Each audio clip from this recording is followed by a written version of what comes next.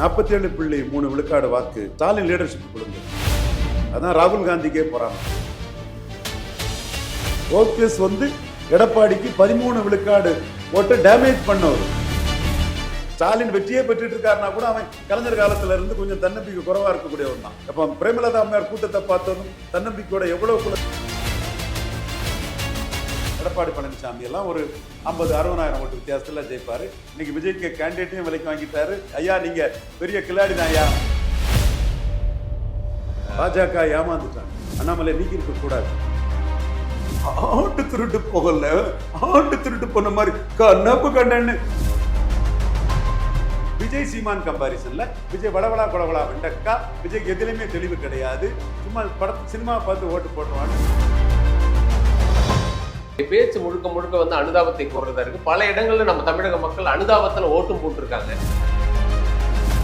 விஜய் வியாபாரி தான், சந்தர்ப்பாவி தான், பச்சுவந்தல் தான். இருக்கவனும் வியாபாரி பச்சுவந்தியா தானே இருப்பான். அண்ணாமலை அவர்கள் டெல்லி போயிட்டு இன்னும் விஜய் பற்றி நிறைய கேளுங்க. விஜய் இன்னும் ஜாலியா அடிச்சுட்டு இருப்போம், லாஜிக்கலா அடிப்போம். பாயிண்ட்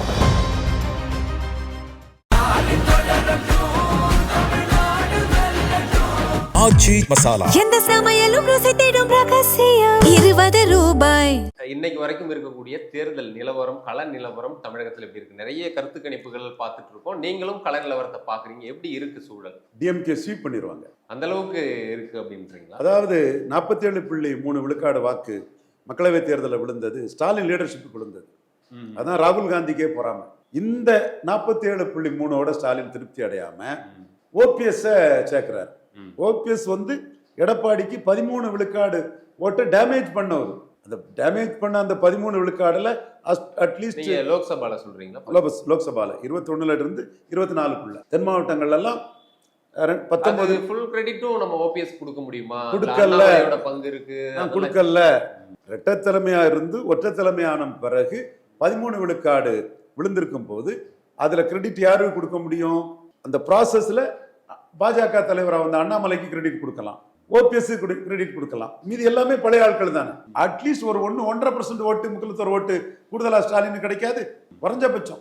கூடவே மனோஜ் பாண்டியன், கிறிஸ்டின் நாடார், அவர் ஆலங்குளத்துல அவர் இன்னைக்கு ராக்கெட் ராஜா அவர் மனு தள்ளுபடியானதுல, ஹரி நாடார்ல அதுல அவருக்கு வைத்தியலிங்கம் டெல்டாவில் செல்வாக்கான ஒரு தலைவர், ஒரு லோக்கல் ஆர்கனைசர். ஒரத்த நாட்டு தொகுதி போடுங்க, இவருக்கு ஆலங்குளம் போடுங்க. அடுத்து இரட்டை தலைமையில் ஒருத்தராக இருந்து 13 விழுக்காடு வாக்க காலி பண்ண ஓபிஎஸ் திமுகவிலே சேர்ந்துட்டாரு. ஓகே, அது 47.3ல இருந்து ஓபிஎஸ் மூலமா வாக்கு வலிமை கூடுது. அடுத்து பிரேமலதா விஜயகாந்த் போட்டியே இல்லாத ஒரு களத்தை பிரேமலதா மேயர் உருவாக்கிட்டாங்க. பெரிய ஒரு போலரைசேஷனை வட தமிழகத்துல உறுதிப்படுத்திட்டாங்க. உருவாக்கல்ல, போலரைசேஷன் ஈரோடு கிழக்குல உருவாயிட்டு, விக்கிரவாண்டியில உருவாயிட்டு, அந்த உருவானதை அவங்க உறுதிப்படுத்திட்டாங்க. ஸ்டாலினும் ரொம்ப நுணுக்கமா, ரொம்ப துல்லியமா கள அரசியல தெரிஞ்சு 30-35 ஆண்டுகள் வந்தவர் இல்ல. அப்ப தேமுதிக பிரேமலதா அம்மையாரின் பயன்பாடு எந்த அளவுக்கு 24ல எடப்பாடி பழனிசாமிக்கு இருந்து அது நமக்கு எந்த அளவுக்கு இருக்குங்கிறத அவரு சென்ஸ் பண்ணிட்டாரு, நுணுக்கமா பார்த்துட்டாரு. அதுதான் இப்ப எடப்பாடி பழனிசாமி பதறாரு. ஆனா பிரேமலதாவுக்கு அதிக முக்கியத்துவம் கொடுத்துருச்சு திமுக. 10 இடங்கள் ஒரு ராஜ்யசபால அதிகம். அதுக்கு சென்னையில ஏசி ரூம்ல இருந்து பேசிட்டு இருக்கக்கூடிய ஆளுங்க பேசுறதுக்கு இளையராஜா இப்ப அவங்க கிரவுண்டுக்கு போனதும் திமுக காரனே அப்படியே கொண்டாடுறான் பாருங்க. அவன் தன்னம்பிக்கை கொஞ்சம் குறைவா தான் இருப்பான் திமுக காரன். ஏன்னா எம்ஜிஆர்கிட்ட தோல்விகளே சந்திச்சவன். ஸ்டாலின் வெற்றியே பெற்றுட்டு இருக்காருன்னா கூட அவன் கலைஞர் காலத்துல இருந்து கொஞ்சம் தன்னம்பிக்கை குறைவா இருக்கக்கூடியவன் தான். அப்ப பிரேமலதா அம்மையார் கூட்டத்தை பார்த்ததும் தன்னம்பிக்கையோட எவ்வளவுக்குள்ள துள்ளி குதிக்கிறான் ஒவ்வொரு திராவிட முன்னேற்ற கழக தொண்டனும். எவ்வளவு நம்பிக்கையோட அவன் பேசுறான். தேமுதிக திமுக அண்ணா திமுக கூட்டணி இல்லாம தனிச்சு நிற்கும் போது 1/2% தான். அந்த நிலைமைக்கு போயிட்டாங்க. காரணம், ஜாதிவாரி கணக்கெடுப்பு நடத்தாம 10.5 கொடுத்தது தப்புங்கிறத ஆணித்தரமா சொன்ன ஒரு வீரமிக்க ஒரு தலைவராட்டு பெண் தலைவர்னாலும் பிரேமலதா அம்மையார் நின்னாங்க அந்த இடத்துல. இது 52லே இந்த போலரைசேஷன் தான் வந்தது. காமராஜ் 2 வன்னியருக்கு தான் சீட்டு கொடுத்தாரு. அப்பவே உருவாயிட்டு வன்னியர் ஓட்டு அந்நியருக்கு இல்லை, அந்நியர் ஓட்டு வன்னியருக்கு இல்லைன்னு உருவாயிட்டு. ஆனா காமராஜ்ல இருந்து ஸ்டாலின் ஒரு எதுல வேறுபடுறாருன்னா ப்ரோ வன்னியரா கேண்டிடேட் போட்டிருக்கிறாரு. காந்தினாலும் சரி, இவங்க விருதாம்பிகனாலும் சரி, அதை முன்னெடுத்து இன்னைக்கு விருதாம்பிகை பிரஸ் மீட்டு கூட அதில் பார்த்தோம். ப்ரோ வன்னியராட்டு ஸ்டாலின் இருக்கிறார். திருமாவளவனை முன்னிறுத்தி பறையர் ஓட்டுகளை கன்சால்டேட் பண்ணிடுவாங்க. 3 எலெக்ஷன்ல கன்சால்டேட் ஆனது. காங்கிரஸ் முன்னிறுத்தி கிறிஸ்டின் முஸ்லீம் ஓட்டை திருமாவளவன் அது கான்ட்ரிபியூட் பண்றாரு, முஸ்லீம் அமைப்புகளும் கான்ட்ரிபியூட் பண்றாங்க, அது கன்சால்டேட் பண்ணிடுவாங்க. பிரேமலதா விஜயகாந்த் அம்மையாரை பயன்படுத்தி தெலுங்கு தாய்மொழி மக்கள் வாக்குகளையும் பிற பிசி வாக்குகளையும் கன்சால்டேட் பண்ணிடுவாங்க. பிற பிசி வாக்குகளை மெஜாரிட்டி எடுத்துருவாங்க. தெலுங்கு ஓட்டு கன்சால்டேட் ஆகும், பறையர் ஓட்டு கன்சால்டேட் ஆகும், கிறிஸ்டின் முஸ்லீம் ஓட்டு கன்சால்டேட் ஆகும், உடையார் யாதவர் செங்குந்தர் ஓட்டுல மெஜாரிட்டி கிடைக்கும். ஃபுல் கன்சால்டேஷன் அங்க வராது. அப்போ இந்த ஒரு சூழ்நிலையில மதிமுகவும் உள்ள இருக்கிறாங்க. இப்போ கண்டிப்பா வட தமிழகத்துல ஒரு 80 விழுக்காடு சீட்டுக்கு மேல எடுத்துருவாங்க. வன்னியர் டாமினேஷன், வன்னியர் நியூமெரிக்கல் ஸ்ட்ரென்த்தும் வெள்ளாள கவுண்டர் பக்கத்தில் இருக்கக்கூடிய தொகுதிகளில் ஒரு 10க்கு 2 தொகுதி, ஒரு 20 விழுக்காடு தொகுதி வட தமிழகத்துக்குள்ள இவங்களும் ஒரு டஃப் ஃபைட் கொடுத்து வெற்றி வாய்ப்பை எடப்பாடி பழனிசாமி அன்புமணி அணிக்கு கிடைக்கலாம். இல்லை, இப்படி இருக்கும்போது நம்ம டிஎம்கே ஸ்ட்ரீட்னு சொல்ல முடியுமா? ஏன்னா 2024 மும்முனை போட்டியா இருந்துச்சு. என்டிஏ தனி, ஏடிஎம்கே தனி, இந்தியா கூட்டணி தனி. இப்படி பார்த்தோம். சீமான் வேற ஒரு 8% அதில் வாங்கினார் அப்படின்றத பார்த்தோம். 4 முனை போட்டி. இப்போ என்டிஏ மெர்ஜ் ஆயிருக்காங்க, ஏடிஎம்கே இவங்க மெர்ஜ் ஆயிருக்காங்க, டிடிவியோட வருகை இருக்கு. அப்படிங்கும்போது ஒரு டஃப் ஃபைட் கண்டிப்பா இருக்கணும் அப்படின்னு 36 விஜயை நம்ம வந்து கணக்குல சேர்க்காமலே பேசிட்டு இருக்கோமோன்றதும் இருக்கு. இந்த 36 தொகுதிக்குள்ளதான் ஃபைட்டு. அதுல தான் அன்புமணிக்கு ரோல் இருக்குது. அன்புமணி அவங்க உடையாம இருந்து 10.5 எடுத்து ஃபைட் பண்ணியிருப்பாங்கன்னா எடப்பாடி நிலைமை வட தமிழகத்துல ரொம்ப சிக்கலா இருக்கும். அதுல அவங்க உடைஞ்சது விக்கிரவாண்டியில கண்டெஸ்ட் பண்ணாம ஓடின எடப்பாடி பழனிசாமிக்கு கெயினா போச்சு. அன்புமணி தான் பெரிய ஃபேக்ஷன்னு அவருக்கு 18 சீட்டை கொடுத்து ஒரு ராஜ்யசபா கொடுத்து உள்ள வச்சுட்டாரு. அது எடப்பாடி பழனிசாமி எல்லாம் ஒரு 50-60,000 ஓட்டு வித்தியாசத்தில் ஜெயிப்பாரு. இன்னைக்கு விஜய்க்கு கேண்டிடேட்டையும் விலைக்கு வாங்கிட்டாரு, மாற்று கேண்டிடேட்டும் விலைக்கு வாங்கிட்டாரு. உனக்கு என்னப்பா அரசியல் தெரியும், நான் ஆர்கனைசர்ப்பா, களத்துல இருந்து வந்தவன்பா, நீ என்ன பெரிய ஏட்டு சுரக்கா வார்த்தைகளை பேசிட்டு இருக்க, நான் செயல்ல காட்டுவோமான்னு 214 போட்டிட மாட்டாருங்கிறத 233 ஆட்டு அது குறிப்பா எடப்பாடியில ஆக்கி விட்டுட்டாரு எடப்பாடி பழனிசாமி. ஐயா நீங்க பெரிய கில்லாடி தான் ஐயா, பாராட்டுகள் ஐயா. விஜயை பற்றிய அந்த 214 போட்டிட மாட்டாருங்கிறத ஒன்னையாவது குறைச்சி 33 ஆக்கி விட்டுட்டீங்க, 233 ஆக்கி விட்டுட்டீங்க. ஸோ அவர் அந்த இடத்துக்குள்ள வந்து வன்னியர் கன்சால்டேஷனுக்காக தான் தருமபுரி மாவட்டத்தில் 21ல நம்ம எல்லாரும் ஜெயித்தோம்னு சொல்றாரு. இப்ப நான் வன்னியர் போலரைசேஷன் தான் பல இடங்கள்ல சிக்கலாக்கும். விஜய கணக்குல இல்லாம, ஏன்னா சில சர்வேக்கெல்லாம் பார்த்தா 23%, 7-8 இடம் கூட அவர் பிடிப்பாரு. அவர் ஒரு தாக்கத்தை ஏற்படும். நேற்றைக்கே தூத்துக்குடியில எல்லாம் ஒரு பெரிய நெல்லையில ஒரு பெரிய கூட்டத்தை பாக்குறோம். அப்ப அவர் யார் ஓட்ட பிரிக்க போறாருன்றது புரியாம தான் இருக்கு அப்படிங்கிற ஒண்ணும் இருக்கு. விஜய் பாம்பா கயிறாங்கிறது மே 4ஆம் தேதி தெரிஞ்சு போகும். விஜயை பொறுத்தளவுல அவர் குறி வைக்கிறது எடப்பாடிக்கு ஓட்ட தான் குறி வைக்கிறார். எம்ஜிஆர் ஜெயலலிதா அடையாளங்கள் தான் முன்னெடுக்கிறாரு. அவரை சுத்தி 2 ரெட்டியார், ஒரு நாயுடு நின்று ஒரு மலையாளியையும் ஒரு கன்னடரையும் தான் இமேஜை தூக்கி விடுறாங்க. இதுல வந்து விஜய்க்கு முயற்சிங்கிறது எடப்பாடியை பலவீனப்படுத்துறது தானே. வேட்பாளர்கள் வந்து 214 தொகுதியில எங்க வேட்புமனு தாக்கல் பண்ண முடியாம இது ஒரிஜினல் வேட்பாளரும் டம்மி வேட்பாளரும் மாற்று வேட்பாளரும் விலைவாசி காணாம போன இடம் எங்க? எடப்பாடி தானே. அப்ப எடப்பாடி தானே விஜய சிதறடிக்கிறாரு. இப்பவும் ஒரு 60 தொகுதிக்குள்ள அதிமுக ஸ்ட்ராங் கேண்டிடேட்ஸ் வந்து தாவேகா காரங்களை கையில எடுத்துட்டாங்க, அவங்க ஒர்க் பண்ணல, பாதிக்குங்கிற இடத்துல எடுத்துட்டாங்கிறத எடப்பாடி அவர் கண்ட்ரோல்ல எடுத்துட்டாருன்னு சொல்றாங்க அதிமுக காரங்க. அப்போ அவர் கண்ட்ரோல்ல தாவேகா அரசியல் வியாபாரிகள், விஜய் வியாபாரி தான், சந்தர்ப்பாவி தான், பச்சோந்தல் தான், இருக்கவனும் வியாபாரி பச்சோந்தியா தானே இருப்பான். பல கட்சிக்கு போயிட்டு செங்கோட்டையன் வேற போக்கடம் இல்லாம அங்க வந்து சேர்ந்தாரு. இவர் சத்யபாமா கூட வந்து சேர்ந்தாங்க. ஓபிஎஸ் கூட எல்லாம் போயிட்டு வந்த ஜெய்சிடி பிரபாகரன், திமுக விசிகாணி போன வந்த ஆதவ அர்ஜுனா ரெட்டிகாரு, இது தூசி மோகன், ஸ்ரீதர் எவ்வளவு இடத்துக்கு போயிட்டு வந்தாரு. சுப்பிரமணியம் காணவே இல்லை, இப்போ வந்திருக்கிறாரு. முழுக்க சந்தர்ப்பாதிகள் அரசியல் வியாபாரிகளையும் பச்சைந்தில வச்சு கேண்டிடேட் போட்டிருக்கீங்க. நான் 214 போட முடியாதுன்னு சொன்னேன், போட்டுட்டீங்க, பாராட்டுக்கள். ஆனா எப்படி போட்டிருக்கீங்கன்னா இப்படி வியாபாரிகள் சந்தர்ப்பாதிகளை வச்சுதான் நீங்க போட்டிருக்கீங்க. அதுல நீங்க அரசியல் வியாபாரம் பண்ண விஜய் வந்த மாதிரி வியாபாரம் பண்ண வந்த கேண்டிடேட்ஸும் எடப்பாடி அதிமுக தரப்பு கிட்ட வியாபாரம் பண்ணதுக்கு நிற்கிறான். இது ஒரு சைடு இருந்தாலும் அந்த டார்கெட் விஜய் ஓட்டுங்கிறது வந்து ஏடிஎம்கே ஓட்டு தான் டார்கெட். ஆனா அவங்க சொல்ற கால்குலேஷன் சிறுபான்மையினர் ஓட்ட விஜய் பிரிச்சிருவாரு, அது எங்களுக்கு பிளஸ் ஆயிடும்ன்ற ஒரு கணக்கு ரொம்ப நாள் கற்பனையில பேசிட்டு இருக்காரு. Minority will be vigilant and alert. Vijay கிறிஸ்தவ வெள்ளாளர், கிறிஸ்தவ நாடாரும், கிறிஸ்தவ உடையாரும், கிறிஸ்தவ வன்னியரும் கிறிஸ்தவ பிரமலைக்கல்லரும் என்ன ஜாதி இல்லாமலாம் இருக்கான். ஸோ கிறிஸ்தவங்கிறது முழுக்க மத இதுக்குள்ளே இருக்கக்கூடியது. கிறிஸ்தவ வெள்ளாளருங்கிறதுக்காக மற்ற கிறிஸ்தவர்கள்லாம் ஏன் போய் வரிஞ்சு கட்டிட்டு போட போறாங்கன்னா கிறிஸ்தவ வெள்ளாளர் கொஞ்சம் போடலாம். அந்த கிறிஸ்டின்ஸ் எல்லாம் வந்து நாடார் கிறிஸ்டின்ஸும் வெள்ளாளர் கிறிஸ்டின்ஸும் உடையார் கிறிஸ்டின்ஸும் மறவர் கிறிஸ்டின்ஸும் பிரமலைக்கல்லர் கிறிஸ்டின்ஸும் ஆர்எஸ்எஸ் எதிர்ப்புன்னு ஒன்னா நிற்பான், திமுக காங்கிரஸ் கூட நிற்பான். ஆனா நிறைய பேர் வந்து விஜய் ஒரு ஸ்பாயிலர் அரசியல் தான் பண்றாரு. குறிப்பா அவர் வந்து சீமானுடைய வாக்குகளை தான் அதிகமா சேதப்படுத்துவார்ன்றத சொல்லிக்கிட்டே இருக்காங்க. நீங்க சொன்னீங்க 2021 கமல் வந்த பிறகு அவருக்கு ஏறினுச்சு அப்படின்றது. கமலும் விஜயும் ஒன்னா அப்படின்ற ஒரு கேள்வியும் இருக்கு. இதனால சீமானுக்கு என்ன அனுகூலம் இருக்கும்? கமலும் விஜயும் ஒன்னானா விஜயகாந்தும் கமலும் ஒன்னா? யார் பெரியவர்? விஜயகாந்த். கமல்ஹாசன் பெரியவர். நடிப்புல நீங்க சினிமால சொல்றீங்க, அரசியல் யார் பெரியவரானா? அரசியல் விஜயகாந்த். அவன் போல்டா நின்னாப்புல விஜயகாந்த். அடினா அடிக்கிறதுக்கும் வெட்டுனா வெட்டுறதுக்கும் குத்துனா குத்துறதுக்கும் உனக்கு ஆள் இருக்கும்போது எனக்கு ஆள் இருக்கக்கூடாதான்னு ரஜினிகாந்த் தோக்கடிச்ச ராமதாஸை எடுத்து நின்னாப்புல. ரஜினிகாந்த ஊதி பறக்க விட்ட பலூன்ல ஊசி வச்சு குத்தி ஓட்ட போட்டுட்டேன்னு ரஜினி ஒண்ணுமில்ல அரசியல்னு நிரூபிச்ச ராமதாஸ களத்துக்குள்ள விருத்தாச்சலத்துல போய் சந்திச்சாரு. இப்போ விஜய் நீ பாப்புலாரிட்டி இருக்கலாம், களத்துக்குள்ள நிக்கலையே. களத்துக்குள்ள நிக்காதான் சீமானுக்கு பிளஸ், விஜய்க்கு மைனஸ்.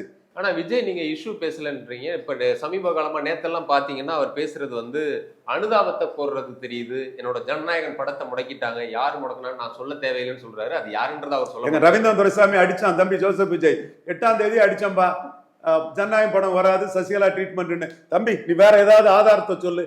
வரும்போதே ராகுல் காந்திக்கு ஊதுகுழலா ஒட்டுனியா தொங்கு சதையா, ராகுல் காந்திக்கு ஆளை வந்தா மோடி விட்டா வைப்பாரு, அடிச்சு நொறுக்குவாருன்னு. அதான நடந்திருக்கு. யாருன்னு இல்லை. இன்னும் ஒரு ஜனவரில இருந்து அதுல அடிச்சு முடிச்ச பிறகு பிப்ரவரி மார்ச் வர நான் என்ன சொல்லிட்டு இருந்தேன், ஏப்ரல் வர என்ன சொல்லிட்டு இருந்தேன், ஆட்டு திருட்டு போகல, ஆட்டு திருட்டு போன மாதிரி கண்ணப்பு கண்டன்னு ஒருவேளை கிருஷ்ணாராவ் காமெடி சொல்லி உன்னை நக்கல் அடிச்சுட்டா இருந்தியா இல்லையா தம்பி விஜய்? தம்பி ஜோசப் விஜய் சொல்லு தம்பி, உண்மைதானே தம்பி? இல்ல இப்படி பேசுறது மக்கள் மத்தியில் ஈடுபடல. ஜனநாயகனை ரிலீஸ் பண்ண விட மாட்டாங்க, என்ன ஒண்ணு எடுபடாதுங்க. என்னைக்கு ஜனநாயகத்துக்கு அடி விழுந்ததோ அதுக்கப்புறம் பாசிச பாஜகங்கிற வார்த்தையை பேசல. நான் இவ்வளவு கிண்டல் பண்ணனால ஏதாவது ஓட்டு வேணுங்கிறதுக்காக ஒப்புக்கு சப்பானியா ஏதாவது பேசி தொலைப்பாரு, அது வேற விஷயம். ஆனா நீங்க அந்த இடத்துக்குள்ளே பயந்து ஒதுக்கிட்டீங்க. அடுத்து கரூர் விஷயத்துல சீமான் சொல்ற மாதிரி கொடுஞ்சனியனை கைது பண்ணணும்னு சீமான் சொன்ன மாதிரி ஸ்டாலின் கைது பண்ணல. அப்போ நீ கோலன்னு அடிக்கிறாரு சீமான். ஸ்டாலின் அந்த இடத்துல. ஆனா விஜய் வந்து என்ன சொல்றாரு, எனக்கு பயந்துதான் அனுமதி கொடுக்க மாட்டாங்க, பிரச்சாரத்துக்கே வந்து அனுமதிக்க மாட்டாங்க அப்படின்றதெல்லாம் சொல்றாரு. அவருடைய பேச்சு முழுக்க முழுக்க வந்து அனுதாபத்தை கோர்றதா இருக்கு. பல இடங்கள்ல நம்ம தமிழக மக்கள் அனுதாபத்துல ஓட்டும் போட்டிருக்காங்க. அது அனுதாப அலையா மாறி ஒரு பெரிய வாக்குகள் ஏன் விஜய்க்கு வரக்கூடாது? அப்படியெல்லாம் எந்த அனுதாபமும் வரலங்க. அது ஜெயலலிதா சொன்னதாங்க கரெக்ட். 89ல 59 விழுக்காடு வாக்கு அதிமுக காங்கிரஸ் பெற்றாங்க. 91ல ராஜீவ்காந்தி சத்தம் பிறகு 60 பெற்றாங்க. 1 விழுக்காடு ஓட்டு கூடியிருக்கு. அப்போ எவனோ இது போட்டதுனால அது வரலன்னு ஜெயலலிதா சொன்னாங்க. அனுதாபங்கிறது இல்லைன்னு சொல்லல. அந்த மாதிரி ராகுல் காந்தி செத்த அனுதாபம், இந்திரா காந்தி செத்த அனுதாபம் அது கொஞ்சம் ஒர்க் அவுட் பண்ணிச்சு. இது என்ன பெரிய அனுதாபம்? நீ கோழையா இருக்கிற, 300 கோடி ரூபாய் உனக்கு நாளைக்கு தெப்பத்துல போயிடும்னு அச்சப்படுற, மோடி எதிர்க்கிறதுக்கு பயப்படுற, பாசிச பாஜகன்னு சொன்ன நீ இது சட்டமன்ற தேர்தல் பாராளுமன்றம் பற்றி பேசாண்டான்னு சொல்ற. அது இல்ல, நேற்றுக்கு பேசினதை பார்த்திருப்பீங்க. இது ஒரு சாதாரண தேர்தல் இல்ல, 50 வருடத்துக்கு ஒரு முறை வரக்கூடிய ஒரு தேர்தல் அப்படின்னு சொல்றாரு. அதிமுக பேரே குறிப்பிடாம பாஜக மற்றும் பலர்னு எடப்பாடி அதிமுகவை, அது எடப்பாடி பாஜகவை 27 சீட்ல வச்சுட்டாருங்க. இது சீச்சி இந்த படம் பிடிக்கும்னு ஒரு அற்பத்தனமா உண்மையை மறைச்சிக்கிட்டு மோசடித்தனமா விஜய் பேசுறாரு. டிஎம்கே கூட நேரடியா வைக்கிறாரு. பாஜக அணியா அதிமுக அணியாங்க? பைத்தியக்கார மாதிரி பேசினா அதை எப்படி இருக்கும்? நாங்களே நொந்து நூடுல்ஸ் ஆயிட்டோம், 2:1 மண்ணுன்னு கேட்டுக்கிட்டு அவர் 6:1 கூட தரல, அப்படி சப்பி எரிஞ்சுக்கிட்டு பெரிய ஆளா போயிட்டாரு. டஃப் பார்கெய்னர். பிஜேபி 27 சீட்ல முடிச்சிட்டாரு. இதை நீங்க ஒத்துக்கிறீங்கல்ல? எங்க அது நடக்கும்னு தெரிஞ்சுதானங்க நான் சொன்னேன். அவரை டஃப் பார்கெய்னர், ஜெயலலிதாவோட டஃப் பார்கெய்னர் நான் சொல்ல தானங்க செய்தேன். அப்ப நீ என்ன நினைச்ச? பாஜக சேர்க்காம ஒன்ன சேப்பான்னு நினைச்ச, பல நிரூபிக்காத ஒன்ன சேப்பான்னு நினைச்சேன். 117 117 80 அப்படின்னு ரீல் விட்ட. எடப்பாடி அந்த இடத்துல மேல வந்துட்டாருங்க. நீ காந்தாரியா வயிறறிஞ்சி பாஜக அணின்னு பேசுற.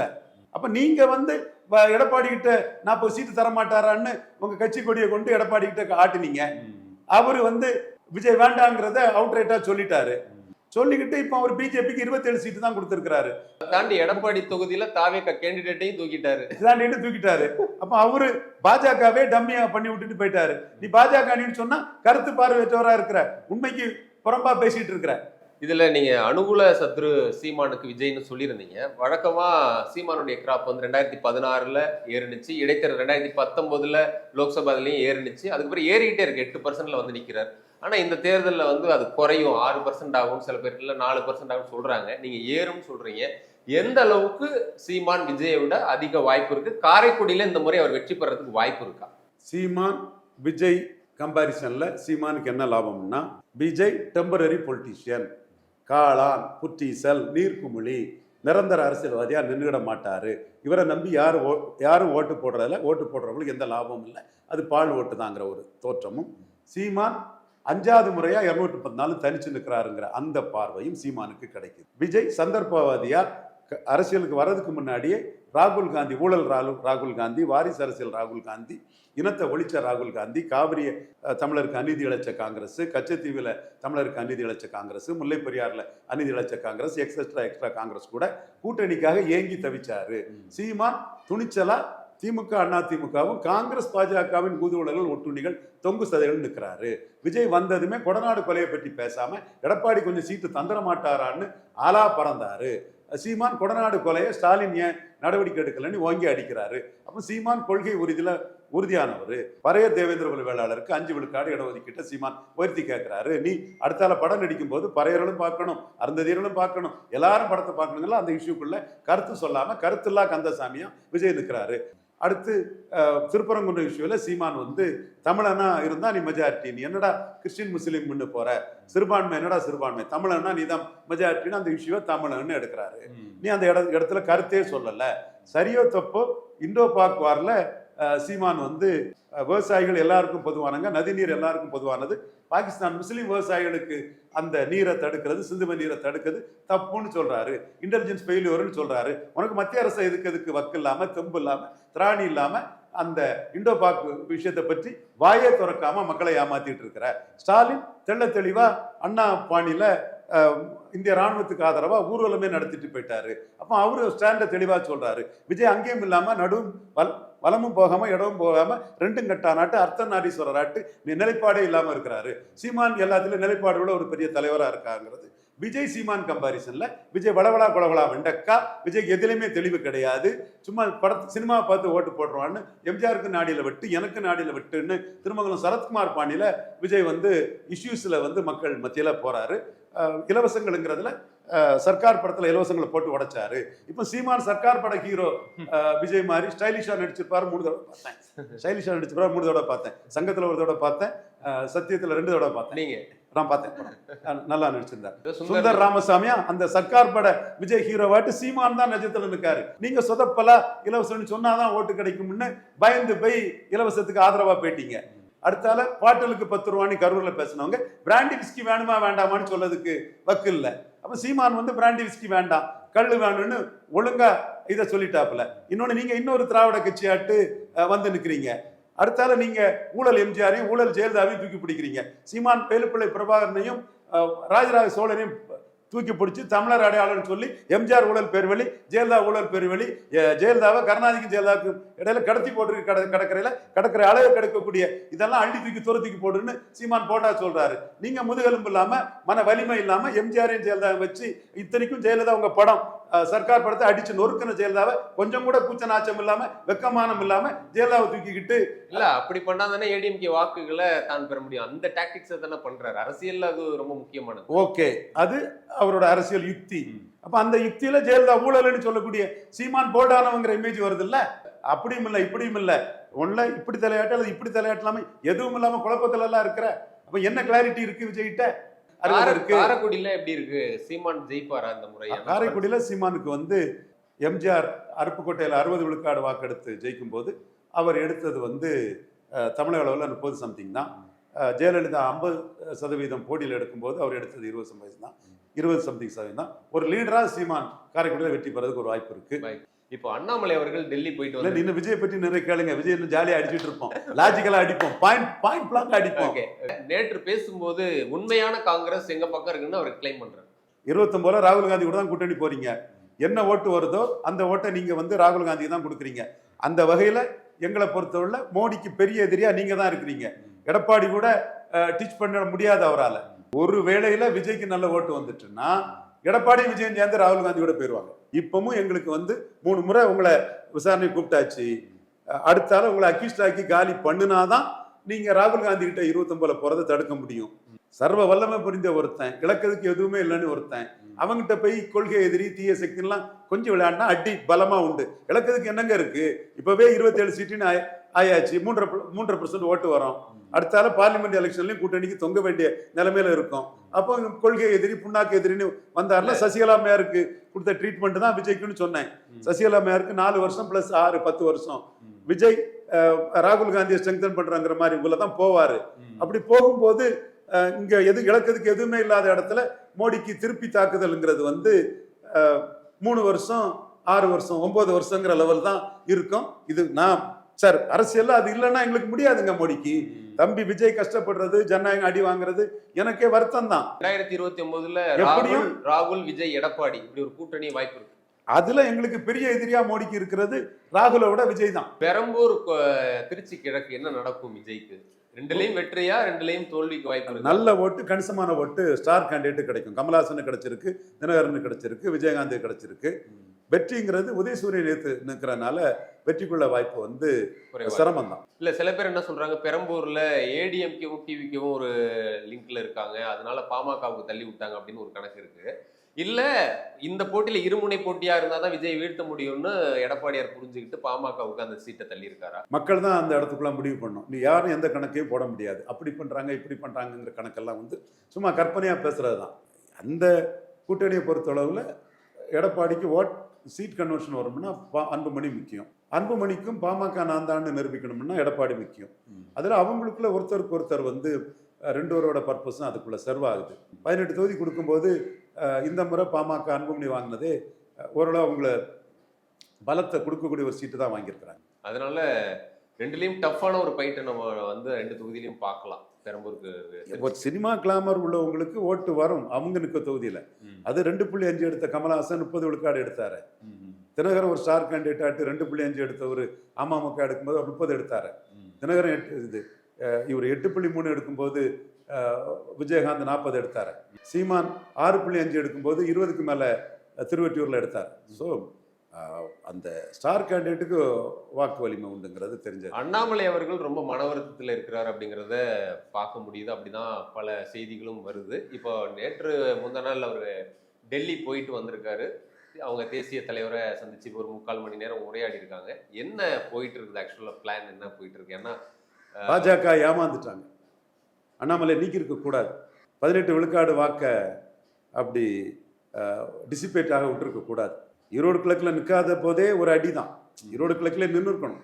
விக்கிரவாண்டியில் நின்ன கட்சி ஈரோடு கிழக்குல நிற்கலன்னா அப்போ விஜய் சீமான் சொல்லக்கூடிய கோலை டேஷ்களுங்கிறது எல்லா பாஜக தலைவர்களும் பொருந்தோம். கல்யாணராமனுக்கும் பொருந்தோம், அர்ஜுன் சம்பத்துக்கும் பொருந்தோம். நீ நின்றுக்கணும், தைரியமா நின்றுக்கணும். அதிலே பாஜக ஒரு சொதப்பல் ஆயிட்டு எல்லா இடமும் நிற்கணுங்கிறது தான் அமித்ஷா கருத்து.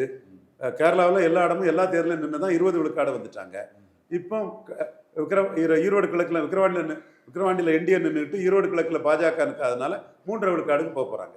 அண்ணாமலையை சரியாக பயன்படுத்தாதன் விளைவு 3.5 விழுக்காடுக்கு போகுது. 3.5 விழுக்காடு போனால் 29ல் பார்லிமெண்ட் இதில் எடப்பாடி சேத்தாலும் எத்தனை சீட்டு தருவார் எல்லாமே பெரிய கேள்வி.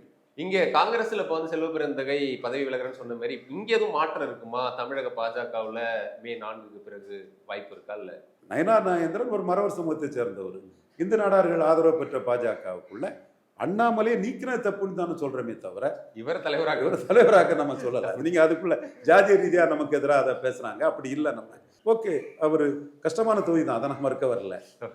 அவர் ஒரு டேலண்டட் பர்சன். ஓகே, பல்வேறு கேள்விகளுக்கு விடையளிச்சிங்க. தமிழ்நாடு நோ சார்பாக மிக்க நன்றி. ஆச்சி மசாலா, எந்த சமையலும் ருசி தேடும் ரகசியம். 20 ரூபாய்.